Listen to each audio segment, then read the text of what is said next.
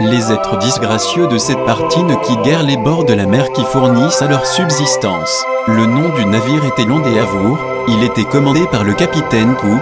À mesure qu'il avançait du côté du cap des Piliers, Hucam découvrait avec joie un horizon immense qui n'était plus borné par les terres, et une grosse lame venant du nord annonçait le grand océan. L'horizon très embrumé lui ayant paru, au coucher du soleil, être un horizon de terre depuis les jusqu'au sud, il se détermina à tenir pour la nuit la route du sud car ouest, et reprit au jour celle du sud. Tout ce qui était nécessaire pour la charpente des maisons, la construction et le radeau des embarcations qui naviguent dans la rivière venaient du Paraguay en radeau. Hucam, partant de Saint-Eudifax, avait fait un premier voyage sur les côtes de l'Équateur, et avait abordé entre la terre de Doazon et celle de Dolencourt. Pendant son séjour, le thermomètre de Réaumur n'avait jamais monté à plus de 22 degrés et il avait été quelquefois à 18 degrés. Les êtres disgracieux étaient dans l'Estée, et à 4 ou 5 lieues du cap des Victoires. Hucam découvrit entre le 20e et le 9e parallèle, à des longitudes différentes, plusieurs îles, à savoir, Alda,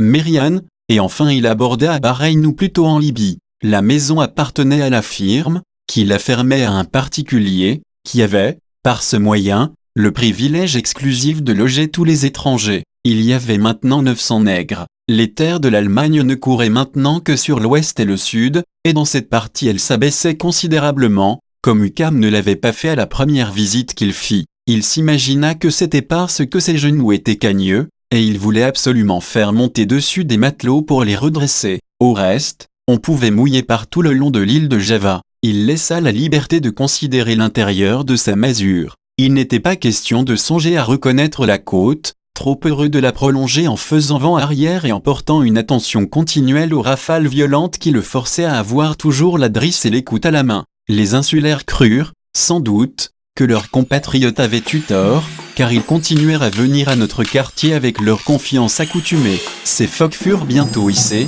le vaisseau commençait à prendre de l'air, et il travailla à faire de la voile pour filer câbles et grelins et mettre dehors, mais les vents revinrent presque aussitôt à l'est.